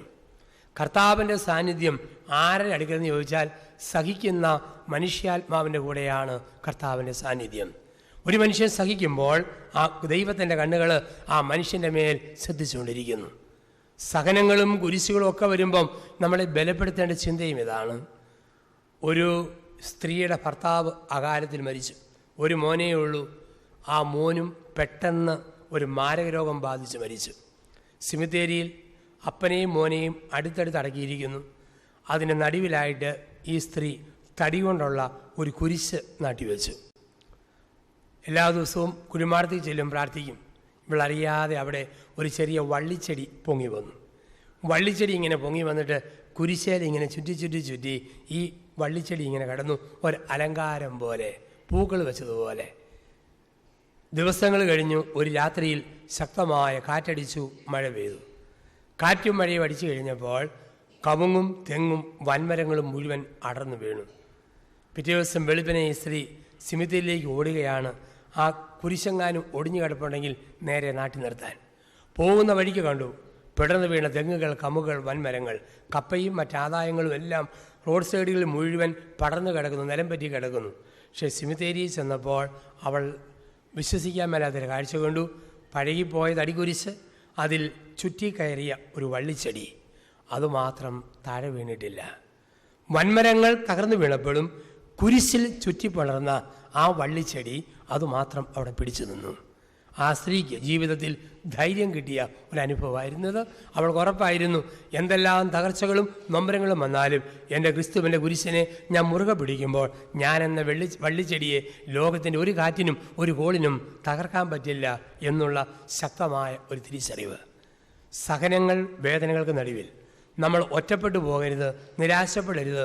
കർത്താവിനോട് ചേർന്ന് നിന്ന് സഹനങ്ങളെ നേരിടാനുള്ള ഒരു മനഃശക്തി നമ്മൾ ആർജിക്കുക. എന്തിനു വേണ്ടിയാണ് ദൈവം നമുക്ക് സഹനം തരുന്നത് എന്നതിന് ബൈബിൾ തരുന്ന ചില ഉത്തരങ്ങളുണ്ട്. അതിമനോഹരമായ ഉത്തരങ്ങളാണ് വേദപുസ്തകം നമുക്ക് തരിക. എന്തുകൊണ്ട് കർത്താവ് നമുക്ക് കുരിശ് അനുവദിക്കുന്നു? എന്തുകൊണ്ട് സഹനം അനുവദിക്കുന്നു? ഉത്തരങ്ങൾ വളരെ വ്യക്തമാണ്. ഒന്ന്, ഉപരി നന്മയ്ക്ക് മുമ്പായി ദൈവം നമുക്ക് സഹനം തരും. കൂടിയ നന്മ വരുന്നതിന് മുമ്പ് ദൈവം നമുക്ക് സഹനം തരും. അതാണ് ബൈബിളിലെ ഒന്നാമത്തെ ഉത്തരം. യോഹന്നാൻ 12:24. യോഹന്നാന്റെ സുവിശേഷത്തിൽ 12-ാം അധ്യായത്തിൽ 24-ാം വാക്യത്തിൽ പറയുന്നു, ഗോതമ്പ് മണി അതുപോലെ കിടന്നാൽ അത് ഫലം തരികയില്ല, പക്ഷെ അഴുകിയാലോ ഗോതമ്പ് ചെടി, പിന്നെയോ ഗോതമ്പ് മണി. ഗോതമ്പ് ചെടി ഉണ്ടാകണമെങ്കിൽ, ഗോതമ്പ് മണി ഉണ്ടാകണമെങ്കിൽ അഴുകണം. അഴുകുമ്പോൾ വേദനയുണ്ട്, പക്ഷെ അഴുകി കഴിയുമ്പോൾ ഒരു വലിയ നന്മ. ഒരു സ്ത്രീയുടെ ഗർഭകാലത്തിന് ശേഷം പ്രസവ വേദന എന്ന് പറയുന്ന ഒരു വലിയ സഹനമുണ്ട്.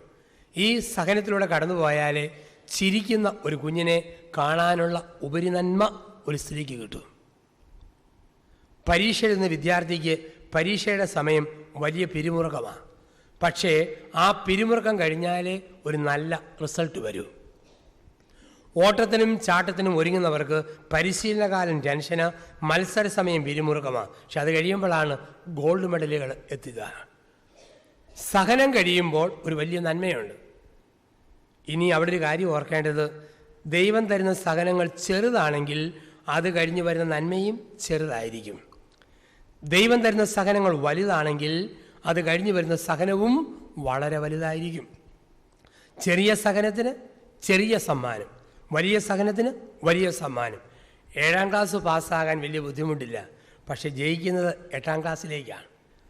+2 പാസ്സാകാൻ ബുദ്ധിമുട്ടുണ്ട്, പക്ഷെ അത് കഴിയുമ്പോൾ പ്രൊഫഷണൽ കോഴ്സിലേക്ക് കയറാം. IAS പാസ്സാകാൻ വലിയ ബുദ്ധിമുട്ടാണ്, പക്ഷെ അത് കഴിയുമ്പോൾ കളക്ടറാകാം. പരീക്ഷ കടുപ്പമുള്ളതാണോ പ്രമോഷൻ വലുത്, പരീക്ഷ ചെറുതാണോ അത് കഴിഞ്ഞ് ആ പ്രമോഷനും ചെറുതായിരിക്കും. ഇവിടെ ഒരു കാര്യം നമ്മൾ ഓർക്കാനുള്ളത്, ഒരാൾ വഹിക്കുന്ന സ്ഥാനത്തിൻ്റെ വലിപ്പമനുസരിച്ച് ആ വ്യക്തിയുടെ സഹനത്തിൻ്റെ തോതും വലുതായിരിക്കും. സ്ഥാനമാനങ്ങൾ വലുതാണോ സഹനവും വലുത്, സ്ഥാനമാനങ്ങൾ ചെറുതാണോ സഹനവും ചെറുത്. ഒരാൾ വഹിക്കുന്ന സ്ഥാനത്തിൻ്റെ വലിപ്പമനുസരിച്ച് ആ വ്യക്തിയുടെ സഹനത്തിൻ്റെ തോതും വലുതായിരിക്കും എന്ന് തിരുവചനം നമ്മളെ പഠിപ്പിക്കുകയാണ്. അപ്പം ഉപരിനന്മയ്ക്ക് മുമ്പായിട്ട് ദൈവം നമുക്ക് സഹനം തരുന്നു. 2, ദൈവം നമുക്ക് സഹനം തരുന്നത് കൂടുതൽ ഫലം പുറപ്പെടുവിക്കുവാൻ. യോഹന്നാന്റെ സുവിശേഷം 15-ാം അധ്യായം 1 മുതൽ 8 വരെയുള്ള വാക്യങ്ങൾ. യോഹന്നാൻ 15, 1 മുതൽ 8 വരെ. ഫലം തരുന്നതിനെ കൂടുതൽ കായ്ക്കാനായി ഞാൻ വെട്ടിയൊരുക്കും എന്ന് പറഞ്ഞാൽ, എന്നെ ദൈവം വെട്ടിയൊരുക്കുമ്പോൾ, സഹനം തരുമ്പോൾ ഞാൻ കൂടുതൽ ഫലം പുറപ്പെടുവിക്കും. അതുകൊണ്ടല്ലേ കൂടുതൽ സഹിക്കുന്നവരല്ലേ കൂടുതൽ ഫലം പുറപ്പെടുവിക്കുന്നവർ. സഹിക്കാത്ത മനുഷ്യർക്ക് അത്രയും ജീവിതത്തിൽ ഫലം പുറപ്പെടുവിക്കാൻ സാധ്യമല്ല. നമ്മൾ സഹിക്കുമ്പോൾ കൂടുതൽ ഫലങ്ങൾ ഉണ്ടാകുന്നു. ഒരു മനുഷ്യൻ ഒരു നെൽപ്പാടം മേടിച്ചിട്ട് അദ്ദേഹം ഈ ഞാറ് നടുക പണിക്കാരെ കൊണ്ട്. അങ്ങനെ പാടം മുഴുവൻ കൃഷി ഇറക്കുന്ന സമയത്ത് അദ്ദേഹം നോക്കിയപ്പോഴുണ്ട്, നെൽപ്പാടത്തോട് ചേർന്ന് ഒരു വലിയ പ്ലാവ് നിൽക്കുന്നു. ഒരു ചെറിയ ചക്ക പോലും ഇല്ലാത്ത ഒരു മുഴുത്ത വലിയ പ്ലാവ്. അദ്ദേഹം കൃഷിക്കാരോട് പറഞ്ഞു, അത് പൊട്ടിച്ച് താഴെയിടാം. അവർ ട്രാക്ടർ കൊണ്ട് ഈ പ്ലാവിൻ്റെ വേരിനിട്ട് ഇടിക്കാൻ തുടങ്ങി.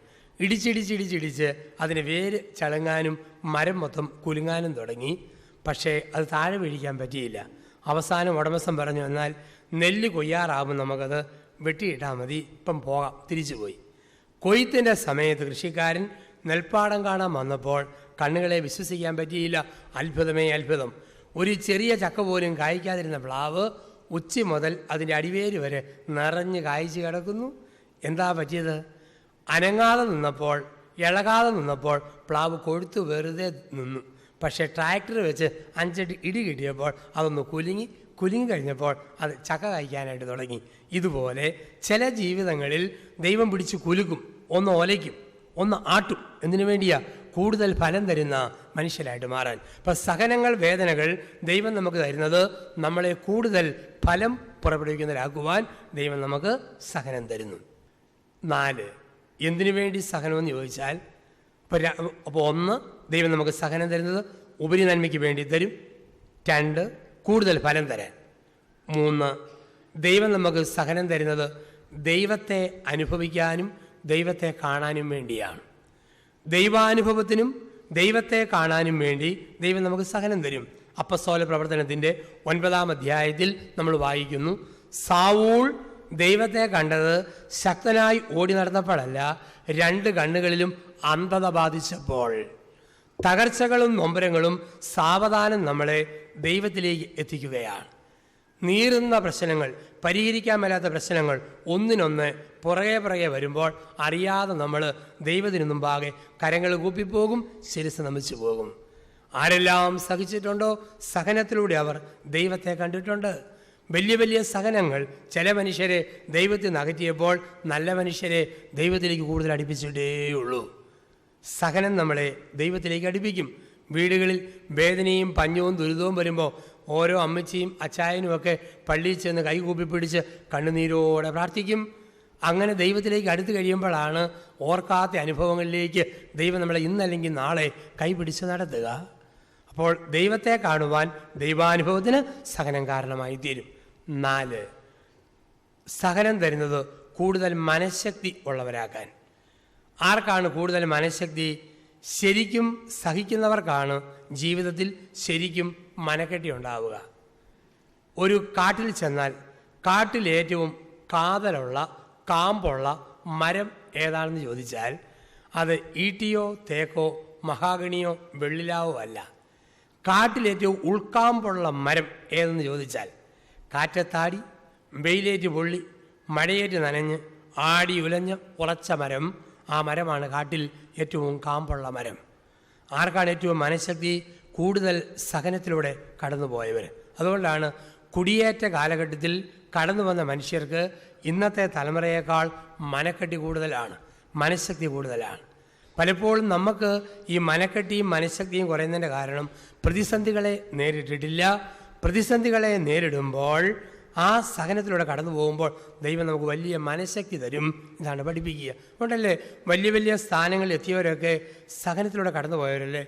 വിറക് വെട്ടി കീറി കഷ്ടപ്പെട്ട് നടന്നവനാ അമേരിക്കൻ പ്രസിഡൻ്റായിത്തീർന്ന അബ്രഹാം ലിങ്കൺ. അപ്പൻ്റെയും അമ്മയുടെയും അലച്ചിലും കഷ്ടപ്പാടും കണ്ട് പച്ചനെല്ല് കുത്തി ചോറ് വെച്ച് മാങ്ങായും തേങ്ങായും ചമ്മന്തി അരച്ചു കൂടി ദാരിദ്ര്യത്തിൻ്റെ ബാല്യകാലം അനുഭവിച്ചവനാ ഇന്ത്യൻ പ്രസിഡൻ്റായിത്തീർന്ന KR നാരായണൻ. ജീവിതത്തിൽ സഹനങ്ങളിലൂടെ കടന്നു പോകുന്നവർ കൂടുതൽ മനഃശക്തി ഉള്ളവരായിട്ട് മാറുന്നു, മനക്കെട്ടിയുള്ളവരായിട്ട് മാറുന്നു. അതിന് ദൈവം നമുക്ക് സഹനം തരും. നിയമാവർത്തന പുസ്തകം 32-ാം അധ്യായം 10 മുതൽ 12 വരെ വാക്യങ്ങൾ. നിയമാവർത്തനം 32, 10 മുതൽ 12 വരെ വാക്യങ്ങൾ. അവിടെയാണ് നമ്മൾ വായിക്കുക, തള്ളക്കഴുകൻ അതിൻ്റെ കുഞ്ഞിനെ പറക്കാൻ പഠിപ്പിക്കുന്നത് പോലെ ഞാൻ നിന്നെ പരിപാലിക്കും. കൂടിന് മീതെ ചിറകിട്ടടിക്കുകയും ചിറകിൽ കുഞ്ഞിനെ വഹിക്കുകയും ചെയ്യുന്ന അമ്മ കഴുകനെ പോലെ ഞാൻ നിന്നെ പരിപാലിക്കും. അപ്പോൾ സഹിക്കുമ്പോൾ കൂടുതൽ മനഃശക്തി നമുക്കുണ്ടാവും. 5, നമ്മൾ ശരിക്കും സഹിക്കുമ്പോൾ ആ സഹനം ഒരു പകരം സഹനമായി ദൈവം വിലയിരുത്തുന്നു. പകരം സഹനം. യേശയ്യ 51 മുതൽ 55 വരെ അധ്യായങ്ങൾ. അവിടെ നമ്മൾ വായിക്കുന്നു, അവൻ വഹിച്ചത് നമ്മുടെ പാപങ്ങളായിരുന്നു, അവൻ ചുമന്നത് നമ്മുടെ രോഗങ്ങളായിരുന്നു. രോമം കത്തിരിക്കാൻ കൊണ്ടുപോയ കുഞ്ഞാടിനെ പോലെ അവൻ ശാന്തനായിരുന്നു. പകരം സഹനം ദൈവം നമുക്ക് തരുന്നു. ആരെങ്കിലുമൊക്കെ ഞാൻ കണ്ടിട്ടുണ്ട്, കുഞ്ഞുങ്ങൾ പരീക്ഷ എഴുതാൻ പോകുമ്പോൾ അമ്മമാർ മണലിൽ മുട്ടുകുത്തി നിത്യാരാധന കപ്പേളയിൽ കൈവിരിച്ച് പ്രാർത്ഥിക്കുന്നു. പകരം സഹനമാണ്. ഭർത്താവിന് വേണ്ടി ഭാര്യ, ഭാര്യയ്ക്ക് വേണ്ടി ഭർത്താവ്, രോഗിക്ക് വേണ്ടി ഡോക്ടർ, നേഴ്സ്, കുഞ്ഞുങ്ങൾക്ക് വേണ്ടി മാതാപിതാക്കൾ, സഭയ്ക്ക് വേണ്ടി സമൂഹത്തിന് വേണ്ടി സന്യാസികൾ, വൈദികർ. ആരെങ്കിലുമൊക്കെ പകരം സഹിക്കണം. അങ്ങനെ സഹിക്കുമ്പോൾ അതിന് ആനുപാതികമായൊരു നന്മ ഈ ഭൂമിയിൽ മുളച്ചു പൊട്ടും, അതിന് നമുക്ക് സംശയം വേണ്ട. അപ്പം ദൈവം നമുക്ക് തരുന്നു ഒരു പകരം സഹനം നമ്മുടെ ജീവിതത്തിൽ. നമ്മുടെയൊക്കെ ജീവിതം എന്ന് പറഞ്ഞാൽ ഒരു കത്തിൻ്റെ യാത്ര പോലെയാണ്. ഞാനിവിടുന്ന് പോയി കഴിയുമ്പോൾ നിങ്ങൾ ക്രിസ്മസിന് എനിക്കൊരു കത്തയക്കുന്നു. Father Joseph Puthenpurackal, saint Francis ആശ്രമം, ഉഴവൂർ PO, കോട്ടയം ഡിസ്ട്രിക്ട് എന്നും പറഞ്ഞു. ഒന്നാം തരം കവറിൽ മനോഹരമായ കാർഡും കത്ത് വിട്ടിട്ട് നിങ്ങൾ എനിക്ക് അയക്കുക. ഇവിടുത്തെ പോസ്റ്റ്മാൻ ആ കത്തെടുത്ത് നോക്കിയിട്ട് പറയുക, ആഹാ, വന്ന് ധ്യാനിപ്പിച്ചു പോയ അച്ഛനുള്ള കത്താണല്ലോ, നല്ല കവറ്, ഉഗ്രൻ സ്റ്റാമ്പ്, വെറുതെ വിട്ടാൽ പറ്റിയല്ലോ, ഇരിക്കട്ടെ ഒരു കുത്ത് എന്നും പറഞ്ഞ് സീലെടുത്ത് കത്തിൻ്റെ മോന്ത നോക്കി ഒറ്റ കുത്ത്. പിന്നെ അനേക കത്തിൻ്റെ കൂടെ കൂച്ചിക്കെട്ടി, മുറുക്കി കെട്ടി, ചാക്കി കെട്ടി വണ്ടിക്കകത്തേക്ക് ഒറ്റ ഏർ. പിന്നെ ഈ കത്ത് ചാക്കുകെട്ടിനകത്ത് കിടന്ന് കയറ്റം, ഇറക്കം, വളവ്, പൊളവ്, കുന്ന്, കുഴി, ഗട്ടർ ഇതൊക്കെ ചാടി ചാടി ചാടി ഉഴവൂരിൽ വരും. ഉഴവൂരിലെ പോസ്റ്റ്മാൻ കത്തെടുത്ത് നോക്കിയിട്ട് പറയും, ആഹാ, പരിചയമുള്ള ജോസഫച്ചനുള്ള കത്താണല്ലോ, മോന്തയ്ക്ക് മാത്രമേ ഉള്ളൂ, ഇരിക്കട്ടെ പെടലിക്ക് വരണം, ഒരു സീല് പുറയിലും കൊടുക്കും. ഇത്രയും സീലും ചവിട്ടും കുത്തും തൊഴിയും കൊണ്ടാലേ എലിക്കുളത്ത് നയിക്കുന്ന കത്ത് ഉഴവൂരിൽ എൻ്റെ കൈ കിട്ടും. പിതാവായ ദൈവം അമ്മയുടെ ഗർഭപാത്രമെന്ന പോസ്റ്റ് ബോക്സിൽ മനുഷ്യനെ നിക്ഷേപിച്ചു. കാരണം മനുഷ്യന് അവൻ്റെ ജീവിതത്തിൽ 4 ജന്മങ്ങളുണ്ട്. ഓരോ ജന്മത്തിൻ്റെയും ബാക്കി ഒരു സഹനമാണ്. 1, പിതാവായ ദൈവത്തിൻ്റെ മനസ്സിൽ. 2, അമ്മയുടെ ഗർഭപാത്രത്തിൽ. 3, സഭയുടെ മാമോദിസ തൊട്ടിയിൽ. 4, മരണത്തിലൂടെ നിത്യതയുടെ മടിത്തട്ടിലേക്ക്. ഇതാണ് ഒരു മനുഷ്യൻ്റെ 4 ജന്മങ്ങൾ. 1, ദൈവത്തിൻ്റെ മനസ്സിൽ ജനിക്കുന്നു. 2, അമ്മയുടെ ഗർഭപാത്രത്തിൽ ജനിക്കുന്നു. 3, സഭയുടെ മാമോദിസ തൊട്ടിയിൽ ജനിക്കുന്നു. 4, മരണത്തിലൂടെ സ്വർഗത്തിൻ്റെ മടിത്തട്ടിലേക്ക് ജനിക്കുകയാണ്. അപ്പം ഇങ്ങനെ ജനിച്ചു പോകുമ്പോൾ ഇതൊരു കത്തിൻ്റെ യാത്ര പോലെ നമ്മളിങ്ങനെ കടന്നു പോവുകയാണ്. അങ്ങനെ പോകുന്ന യാത്രയിൽ, ഈ ലോക യാത്രയിൽ ഭർത്താവിൻ്റെ സീല്, ഭാര്യയുടെ സീല്, മക്കളുടെ കുത്ത്, മരുമക്കളുടെ ഞോണ്ട്, നാത്തൂമാരുടെ മാന്തിപ്പറിക്കൽ, നാട്ടുകാരുടെ ചവിട്ടും തൊഴിയും, ഇതെല്ലാം കൊണ്ടാലേ ദൈവം ഒരുക്കുന്ന സ്വർഗം POയിൽ നമ്മളൊക്കെ എത്തിച്ചേരും. ഏകമാതാവ് ലോകമാതാവിൻ്റെ പോസ്റ്റ് ഓഫീസിലേക്ക് നമ്മളെ പ്രസവിച്ചിരിക്കുകയാണ്. നെറ്റിയിലെ തൊലി പൊട്ടിച്ചാൽ അവിടെ എഴുതിയിരിക്കുന്ന കാണാം സ്വർഗം PO. തൊലി വന്ന് മൂടിയതുകൊണ്ട് നമ്മൾ കാണുന്നില്ല എന്ന് മാത്രമേ ഉള്ളൂ. അപ്പോൾ ഈ സഹനങ്ങളിലൊക്കെ കടന്നു പോകുമ്പോഴേ ദൈവം ഒരുക്കുന്ന നിത്യതയിൽ ദൈവത്തിൻ്റെ മഹിമയുടെ വലതുവശത്ത് അണയുവാനുള്ള ഭാഗ്യം നമുക്ക് ലഭിക്കൂ. ഈ ഒരു ബോധ്യത്തോടെ നമ്മുടെ സഹനങ്ങളെ, കുരിശുകളെ നമ്മൾ സ്വീകരിക്കണം. ഒരു ധ്യാനമൊക്കെ നമ്മൾ കൂടി കഴിയുമ്പം വെറുതെ നമ്മൾ എന്തിനാ സഹനം, ആ ചോദ്യം ഇനി മേലിൽ ചോദിക്കരുത്. പിന്നെയോ പുതിയ ഒരു ചോദ്യം ദൈവത്തോട് ചോദിക്കണം. ആ ചോദ്യം ഇങ്ങനെയായിരിക്കണം ഇന്നു മുതൽ: ദൈവമേ, നല്ലവർ സഹിക്കുമ്പോൾ അവർക്ക് എന്ത് സംഭവിക്കുന്നു? ഇതാണ് ചോദിക്കേണ്ടത്. നല്ലവർ സഹിക്കുമ്പോൾ അവർക്ക് എന്ത് സംഭവിക്കുന്നു? അപ്പോൾ അതിന് ദൈവം തരുന്ന 3 ഉത്തരങ്ങൾ ബൈബിളിലുണ്ട്. ആ ഉത്തരങ്ങൾ വേണം സഹനവുമായി ചേർത്ത് വെച്ച് മനസ്സിൽ ധ്യാനിക്കാൻ, ജീവിതത്തിൽ സൂക്ഷിക്കാൻ. 1, നല്ലവർ സഹിക്കുമ്പോൾ അവർ ശാന്തതയിലേക്ക് പ്രവേശിക്കുന്നു. നല്ലവർ സഹിക്കുമ്പോൾ അവർ ശാന്തതയിലേക്ക് പ്രവേശിക്കുന്നു. അതുകൊണ്ടാണ് യേശു സഹനത്തിൻ്റെ അവസാനം ശാന്തമായി പറഞ്ഞു, പിതാവേ, നിൻ്റെ കരങ്ങളിൽ എൻ്റെ ആത്മാവിനെ ഞാൻ സമർപ്പിക്കുന്നു. നല്ലവർ സഹിക്കുമ്പോൾ അവർ ശാന്തതയിലേക്ക് കടന്നു വരുന്നു. ഉണ്ടല്ലേ ചില ആൾക്കാർ മരിക്കാൻ കിടക്കുക അബോധാവസ്ഥയെ പോലും, എൻ്റെ അമ്മേ, എൻ്റെ ആശ്രയമേ, ഈശോ മറിയ യോസേപ്പേ, എൻ്റെ ആത്മാവിന് കൂട്ടായിരിക്കണമേ. നല്ലവർ സഹിക്കുമ്പോൾ അവർ സാവധാനം ഒരു ശാന്തതയിലേക്ക് വരും.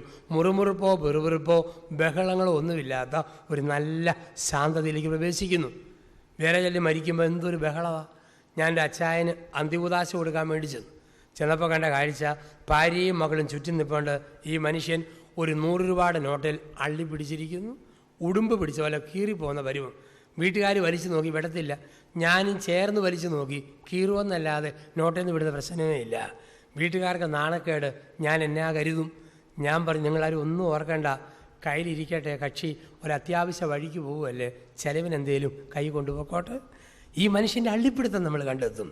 ഒരു മനുഷ്യന് വയസ്സ് 80, 5 മക്കൾ, 20 ഏക്കർ സ്ഥലമുണ്ട്. എന്ത് ചെയ്താൽ മക്കൾക്ക് വീതം വെച്ച് കൊടുക്കത്തില്ല, മുറുകി പിടിച്ചിരിക്കുക. അവസാനം പള്ളിയും പട്ടക്കാരും ഒക്കെ ഇടപെട്ടപ്പം ഈ മനുഷ്യൻ വീതം വെക്കാമെന്ന് പറഞ്ഞ് എഴുതാനായിട്ട് ഒരു വെള്ളക്കടലാസ് ചോദിച്ചു. ഒരു വെള്ളക്കടലാസ് കൊടുത്തു. വിറയ്ക്കുന്ന കൈകൊണ്ട് എന്തൊക്കെയോ കുത്തിക്കുറിച്ചു. റബ്ബർ ബാൻഡിട്ട് മുറുക്കി കെട്ടി, പത്രക്കടലാസിൽ വരിഞ്ഞു കെട്ടി, പ്ലാസ്റ്റിക് ഉള്ളിൽ ഒതുക്കി കെട്ടി വികാരിയച്ഛനെ ഏൽപ്പിച്ചിട്ട് പറഞ്ഞു, അവസാന ആഗ്രഹം എഴുതിയിട്ടുണ്ട്, പക്ഷെ ഞാൻ മരിക്കാതെ തുറക്കരുത്. തുറക്കാൻ പറ്റുമോ? പള്ളിമുറിയിലെ അലമാരി കൊണ്ട് പൂട്ടി വെച്ചു. 1 മാസം കഴിഞ്ഞു ഈ അപ്പം മരിച്ചു. 5 മക്കളും കൂടി അപ്പനെ ആഘോഷമായിട്ട് അടക്കി ഒരു മുഴുത്ത മാർബിൾ സ്ലാബ് കല്ലറയുടെ മുകളിൽ കയറ്റി വെച്ചു. അവർ പോകുന്ന വഴിക്ക് പറഞ്ഞു, പൊന്നപ്പ നല്ല കനമുണ്ട്, ഇനി ഇതും പൊക്കിയിട്ട് പോന്നേക്കരുത്. അവർ വീട്ടിൽ ചെന്നു. വികാരിയച്ഛനെ കണ്ടു. അച്ഛനോട് പറഞ്ഞു, പൊതിയെടുത്തഴിക്കാം. മക്കളുടെ സാന്നിധ്യത്തിൽ അച്ഛൻ കടലാസെടുത്ത് പടിപടിയായി അടിച്ച് വിടർത്തി. അത് വായിച്ചു നോക്കിയപ്പോൾ വികാരിയച്ഛൻ്റെയും ഈ 5 മക്കളുടെയും കണ്ണ് ഒരുപോലെ തള്ളിപ്പോയി. ഒരു സെൻറ്റൻസേ എഴുതിയിട്ടുള്ളൂ. പിന്നെ കുറേ ഇലയും പൂവും കായും ചുറ്റും വരച്ചു വെച്ചിരിക്കുന്നു. എന്താ എഴുതിയിരിക്കുന്ന സെൻറ്റൻസ് എന്നറിയാവോ? അതിങ്ങനെയാണ്, മക്കളുടെ കാലശേഷം സ്വത്ത് അപ്പന് എന്ന് ഒപ്പ്. ഇതാണ് എഴുതി വച്ചിരിക്കുക. എങ്ങനെയാണോ നമ്മുടെ ജീവിതം, അങ്ങനെയാണ് ജീവിത അന്ത്യം എന്ന് പറയുക, ഈ അള്ളിപ്പിടുത്തം. അപ്പം നല്ലവർ സഹിക്കുമ്പോൾ ശാന്തതയിലേക്ക് കടന്നു വരുന്നു. ഒരച്ഛൻ പ്രായമുള്ള ഒരു 80 വയസ്സ് പ്രായമുള്ള അമ്മച്ചിക്ക് അന്ത്യകൂദാശ കൊടുക്കാൻ വേണ്ടി ചെന്നു. അപ്പം കൂടെ താമസിക്കുന്ന മോൻ പറഞ്ഞു, അച്ഛാ അമ്മച്ചിയോട് ചോദിച്ചേ, അമ്മച്ചിക്ക് അവസാന ആഗ്രഹം വലുതുകൊണ്ടോ എന്ന്. ഓരോരുത്തർക്ക് ഓരോ അവസാന ആഗ്രഹമല്ലേ. 90 വയസ്സുള്ള ഒരു അമ്മയ്ക്ക് അന്ത്യകൂദാശ കൊടുക്കുന്ന അച്ഛൻ ചോദിച്ചു, അമ്മച്ചിക്ക് ഇനി അവസാന ആഗ്രഹം വല്ലതും ഉണ്ടോ? അമ്മച്ചി ഇങ്ങനെ കട്ടിലേക്ക് കിടക്കുക. അമ്മച്ചി പറഞ്ഞു, ആരെങ്കിലും കേൾക്കുന്നുണ്ടോ? ഇല്ല. ആരും കാണുന്നുമില്ലല്ലോ? ഇല്ല. എങ്കിൽ അച്ഛനോട് മാത്രം പറയാം, എൻ്റെ അച്ഛാ എനിക്ക് അവസാനമായിട്ട് ഒരാഗ്രഹവും കൂടി ഉള്ളൂ. എന്താ അമ്മച്ചിന്ന് ചോദിച്ചു. ഈ ലോകാവസാനം എങ്ങനെയാണെന്ന് ഒന്ന് കണ്ടേച്ച് മരിച്ചാൽ കൊള്ളാവുന്നുണ്ട്. ഇതാണ് 90 വയസ്സുള്ള അമ്മയുടെ ആഗ്രഹം. ഇവിടെ മോൻ പറഞ്ഞു 80 വയസ്സുള്ള അമ്മയ്ക്ക് അവസാന ആഗ്രഹം വല്ലതും ഉണ്ടോ? അച്ഛൻ ചോദിച്ചു, അമ്മച്ചിക്ക് അവസാന ആഗ്രഹം വല്ലതും ഉണ്ടോ, എന്തെങ്കിലും പറയാനുണ്ടോ? ഉടനെ അമ്മ പറഞ്ഞ വാക്ക് ഇതാണ്, അച്ഛാ തമ്പുരാൻ നല്ലവനാ, തമ്പുരാൻ നല്ലവനാ. എന്താണ് അനുഭവം? കുടിയേറ്റത്തിൻ്റെ കാലഘട്ടത്തിൽ കാട്ടാനായിട്ട് കുത്തേറ്റ് ഭർത്താവ് മരിച്ചു. ഒരു മകൻ വസൂരി പിടിച്ച് മരിച്ചു. ഒരു മകൾ കാട്ടിൽ പോയിട്ട് പിന്നീട് തിരിച്ചു കണ്ടിട്ടില്ല. പിന്നെ ഒറ്റ മകനേ കൂടെയുള്ളൂ. ആ മോൻ്റെ കൂടെ ജീവിക്കുമ്പോൾ മേശപ്പുറത്ത് പൊട്ടിയ ഒരു കൊന്ത, മുഷിഞ്ഞു പോയ ബന്ധിങ്ങം, പൊടിഞ്ഞു തുടങ്ങിയ തിരുഹൃദയത്തിൻ്റെ രൂപം, കീറിപ്പറഞ്ഞൊരു ബൈബിൾ, അതിന് മുമ്പിൽ കട്ടിൽ കിടന്ന് പറയുക, തമ്പുരാൻ നല്ലവനാ. നല്ലവർ സഹിക്കുമ്പോൾ പരാതികളും പരിഭവങ്ങളുമില്ല. അവർ ശാന്തതയിലേക്ക് കടന്നു വരുന്നു. യേശുവിനെ പോലെ പിതാവേ, നിൻ്റെ കരങ്ങളിൽ എൻ്റെ ആത്മാവിനെ സമർപ്പിക്കുന്നു. 2, നല്ലവർ സഹിക്കുമ്പോൾ അവർ മറ്റുള്ളവരിലേക്ക് തിരിയുന്നു. നല്ലവർ സഹിക്കുമ്പോൾ അവർ മറ്റുള്ളവരിലേക്ക് തിരിയുന്നു. യേശുവിനെ അനേകർ ആശ്വസിപ്പിച്ചു. പക്ഷേ യേശു പറഞ്ഞത് എന്താ? ജെറുസലേം പുത്രിമാരെ, നിങ്ങളെയും നിങ്ങളുടെ കുഞ്ഞുങ്ങളെ ഓർത്ത് കരഞ്ഞുകൊള്ളുക. മറ്റുള്ളവരിലേക്ക് തിരിയുക. സ്വന്തം സഹനത്തെ മറന്നു മറ്റുള്ളവരുടെ സഹനത്തെ ഓർക്കുന്നു. ചില മനുഷ്യരെ നമ്മളിങ്ങനെ കാണും. ചില കുടുംബങ്ങളിൽ കാരണവന്മാർക്ക് രോഗീലേപനം കൊടുക്കാൻ വേണ്ടി മക്കൾ വിളിച്ചുകൊണ്ട് ചെല്ലുമ്പോൾ രോഗീലേപനം സ്വീകരിക്കാനുള്ള അപ്പനമ്മ കട്ടിലേൽ ഇങ്ങനെ പുതച്ചിരിക്കുന്നു. അച്ഛനെ കാണുമ്പോഴേ പറയുക, ഓ അച്ഛൻ വേർത്ത് പോയല്ലോ, തോർത്ത് കൊടുക്കടാ, അച്ഛൻ മുഖം തുടയ്ക്കട്ടെ. അച്ഛൻ കാപ്പി കുടിച്ചിട്ടാണോ വന്ന്? ഇല്ലെങ്കിൽ കാപ്പി കൂടി കഴിഞ്ഞിട്ട് അന്തികൂദാശ തന്നേച്ചാൽ മതി. അച്ഛ കരിക്ക് വെട്ടിത്തരട്ടെ, മാങ്ങ പൂളി തരട്ടെ, ഓറഞ്ച് പൊളിച്ച് തരട്ടെ, ആപ്പിൾ മുറിച്ച് തരട്ടെ. ചോദ്യം കേട്ടാൽ തോന്നും ഈ കക്ഷി എനിക്കാണ് അന്തികൂദാശ തരാൻ പോവുക. ആ രീതിയില്ല. പ്രായമായി 85 വയസ്സ് പ്രായമുള്ളൊരു കാരണവർ തലയ്ക്ക് ക്യാൻസർ പിടിച്ച് കിടക്കുന്നു. ഞാൻ ചോദിച്ചു, അച്ചായ സഹിക്കാൻ പറ്റുമോ? ഉടനെ മനുഷ്യൻ പറയുക, അച്ഛാ 2ഉം 3ഉം വയസ്സുള്ള കുഞ്ഞുങ്ങൾ മെഡിക്കൽ കോളേജിൽ ക്യാൻസർ വാർഡിൽ കിടന്ന് വേദനിക്കുമ്പം 8 പതിറ്റാണ്ട് ഈ ഭൂമി കണ്ട എനിക്ക് ഈ സഹനം ഒരു പ്രശ്നമല്ല. മറ്റുള്ളവരിലേക്ക് തിരിയുക. ഒരമ്മച്ചി വേദനയോടെ കിടന്ന് പൊളയുക വീട്ടിൽ ചെല്ലുമ്പം. ഞാൻ പറഞ്ഞു, മോനോട് പറഞ്ഞാൽ വേദന കുറയാനുള്ള മരുന്ന് മേടിച്ച് തരികയല്ലേ?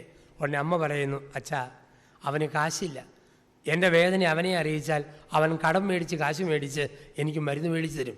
അവനെ വേദനിപ്പിക്കാതിരിക്കാൻ ഈ വേദന ഞാനങ്ങ് സഹിക്കുക. നല്ലവർ സഹിക്കുമ്പോൾ അവർ മറ്റുള്ളവരിലേക്ക് തിരിയുകയാണ്.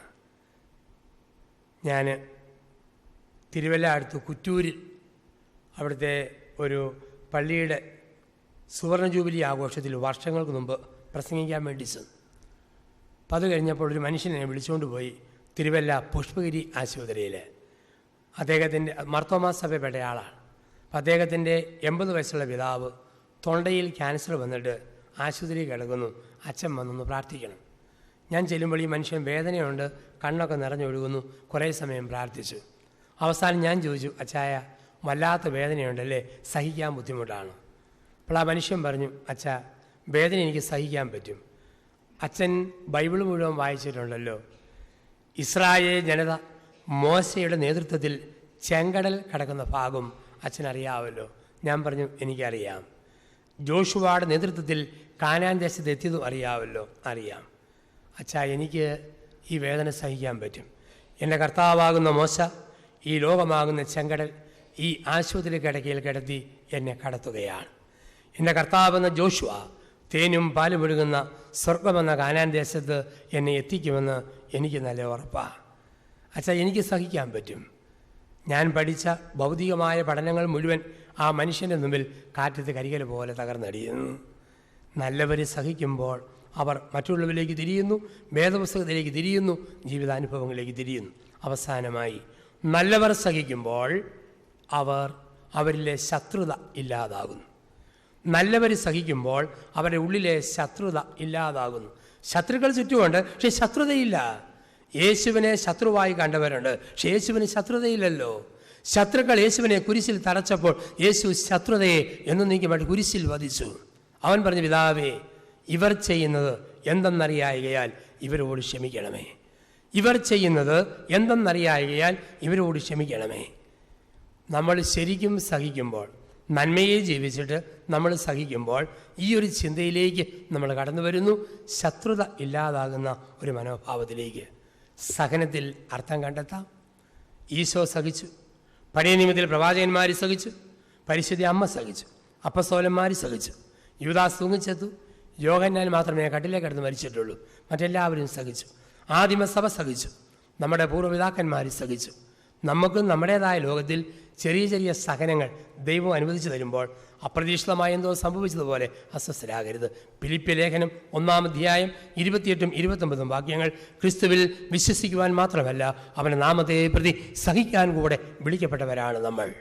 ക്രിസ്തുവിൽ വിശ്വസിക്കാൻ മാത്രമല്ല അവൻ്റെ നാമത്തെ പ്രതി സഹിക്കാൻ കൂടി വിളിക്കപ്പെട്ടവരാണ് നമ്മൾ.